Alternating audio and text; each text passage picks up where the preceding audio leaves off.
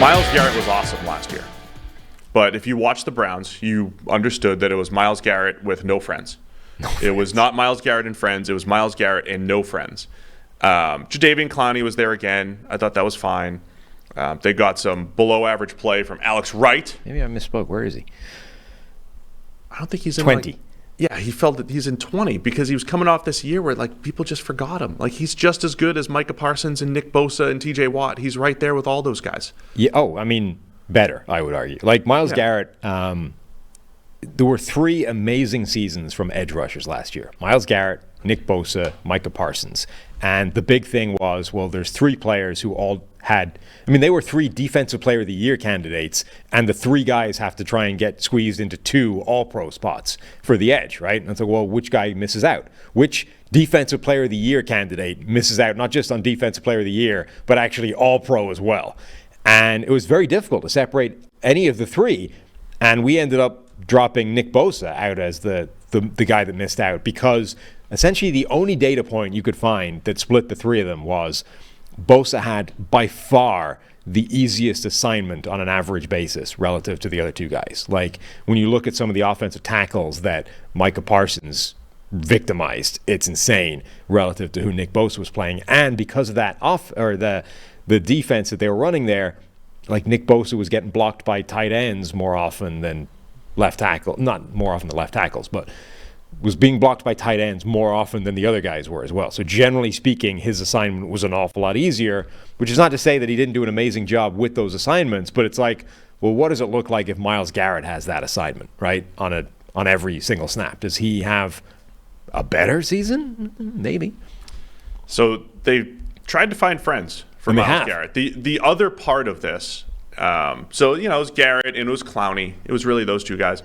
But the Browns looked like they had taken this very analytical approach to building the roster. When you stack positions on the defensive side of the ball by value, defensive tackle usually comes down at the bottom these days. I've talked to other teams who have done this, and we can do this a little bit. It doesn't mean if you have Aaron Donald, it's not a good thing. If you have special players, they're going to make an impact anywhere. Aaron Donald, Chris Jones.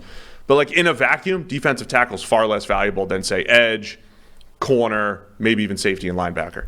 And it felt like the Browns built their team like that. They just said, okay, we're not going to spend money here. We're just going to grab some third and fourth rounders who do actually develop into decent defensive tackles historically. And it just hasn't worked at all. Jordan Elliott has not been good whatsoever. Some of the other investments that they've made, not great. So this year, they've changed. And they go and get Dalvin Tomlinson. He's making over $14 million a year. Just having Tomlinson should shore up that run defense, which, we talk a lot of, maybe the run defense isn't as important as it used to be, and it's a pass-first league. But if it's that bad, and the Browns have had games where it's that bad, where they get run over for 200 yards, and that we've seen that. The Chargers have a similar deal. When you're that bad, it's an issue. And the Browns have gone to great lengths to shore that up at defensive tackle. Dalvin Tomlinson, Siaki Ika comes in, the great Maurice Hurst comes in. So they should be better at defensive tackle. Tristan Hill as well. Yeah. And then they also go get Obo Okoronkwo on the edge, who looked like he was going to be the guy opposite Myles Garrett until they grabbed Zadarius Smith for pennies on the dollar in a trade with the Vikings. So, yeah, I like what the Browns have done on the D-line this offseason. Love it. A clear focus on that defensive line.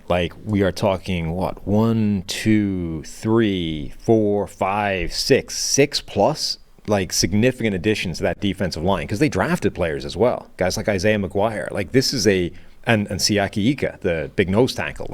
They really went hard after this defensive line, which not only should help, shore up the run defense, shore up the pass rush, help Myles Garrett by proxy because he's not the sole focus of attention anymore. It should also help the back end that got victimized last year.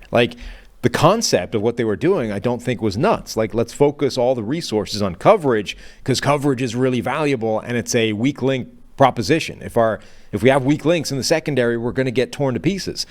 It's just maybe they went too hard at that and the symbiotic relationship between pass rush, run defense, and the secondary is actually a lot tighter or more finely balanced than people give it credit for.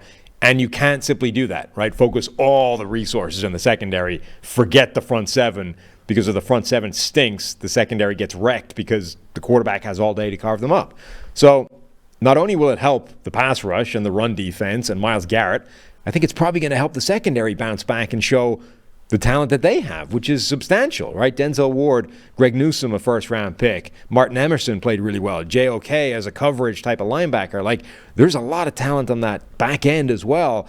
So across the board, I think this has the potential to be really good. And just circling back to a guy like Zadarius Smith in particular, obviously, an edge rusher by trade, et cetera, but like fully a third of his production comes rushing on the inside, right? Like as a stand-up rush linebacker who sticks himself in the B gap and runs from the interior, rushes from the interior, like he gives you the ability to dump Dalvin Tomlinson off the field on pass rushing downs, right? And line up effectively with 4 genuine pass rushers, one of whom kicks inside and rushes. Like Okoronkwo and Zadarius Smith can be on the field at the same time on third downs, along with Myles Garrett and a pass-rushing defensive tackle. I'll definitely be watching to see how they deploy those resources from an edge defender standpoint. The players in the secondary that you mentioned, if you just use PFF WAR, who in the secondary was above average last year? Well, 4/5 of those guys. The worst guy was Denzel Ward,